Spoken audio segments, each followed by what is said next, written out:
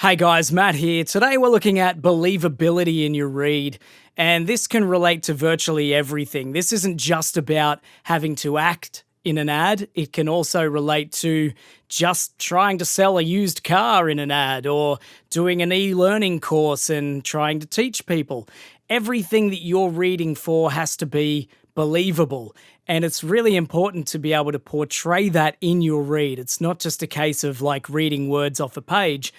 Often as a producer, I get those kind of reads. People just kind of like, oh, blah, blah, blah. And it's just like, well, I don't believe what you're telling me. I really need to feel a connection with the brand or the concept that you're trying to deliver to me. So you have to be thinking about this all the time. Quite often, they're not going to give you instructions within what you're reading. They just like, maybe they'll say casual or they'll say hard sell or soft sell or whatever, but often they won't. So if they don't, you have to have a look at the brand and have a think about what is this brand, what kind of people are they going to be talking to, and how can I be one of those people? You know, those people need to listen to you like a peer, like an equal, like somebody that they're going to trust. If you think back to sort of Don LaFontaine and he's doing those big movie trailer voices in big movies and you're listening and you're like, well, that's a big voice for a big movie and it's believable. He believes like this summer you're going to get this and you're like, oh, I am going to get that. You know, like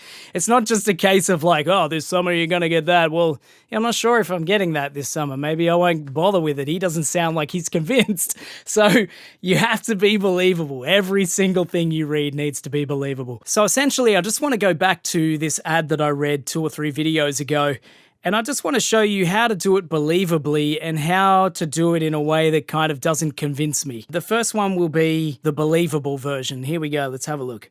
If your bathroom or kitchen looks like it was built when Spandau Ballet and Malcolm Fraser were in fashion, 2021 is the year to upgrade with Sawtell Kitchen Centre. Okay, so what I've tried to do is, you know, there's an obvious gag in that first paragraph. You want to make it sound like you're telling the gag. It's your little gag and it's funny. You know, I could just be like, if your bathroom or kitchen looks like it was built when Spandau Ballet and Malcolm Fraser were in fashion, 2021 is the... You see how that just doesn't quite work?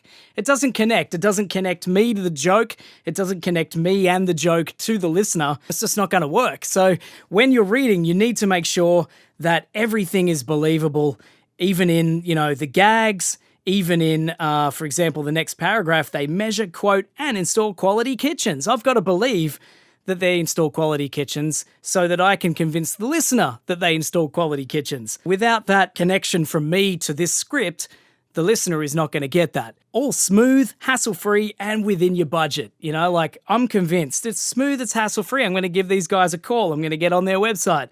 You know, they're all these little words that the client's putting in there, the writer's putting in there, for the listener to believe those words. They don't just put them in there for a bit of fun. It's really what they're trying to portray. Smooth, hassle-free, within your budget.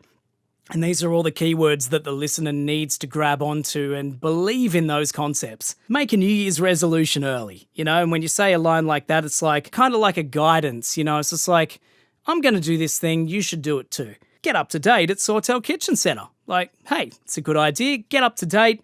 These are the guys, here's their address, out you go. So essentially, you can hear in this is just a regular ad, but I want it to be believable. I'm not looking at this and saying, oh, it's just a kitchen ad, whatever, you know, they're just selling kitchens. I'm saying, well, I'm the spokesperson for this brand. Do I own this business? No, but I have to act like I do. I have to act like this is my baby and I want people to be buying into this. So never feel like you're just reading words off a page. You need to put yourself in the shoes of the people that run these businesses, own these businesses, whatever brand you're representing. Always make sure that you are representing them well, the best way that you can. So another style of read where you have to sound believable is when they're saying sound natural, sound casual, sound like you're not reading. You know, you've got to sound like you're the actual person. And these are very difficult to do well.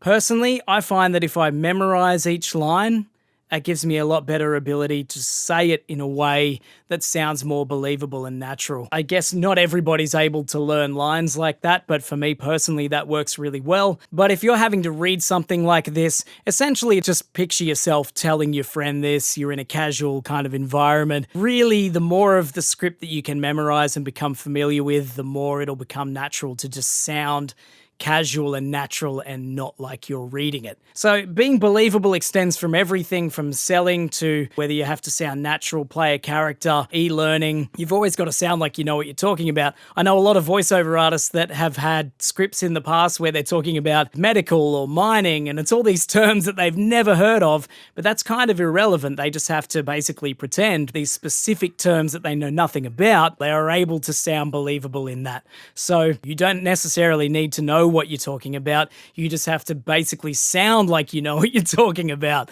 Anyway, that's it from me. I hope this has been really helpful for you. Leave a comment below if you've got any questions, whatever. Like the video, make sure you subscribe, and keep an eye out for the next one. Thanks for watching.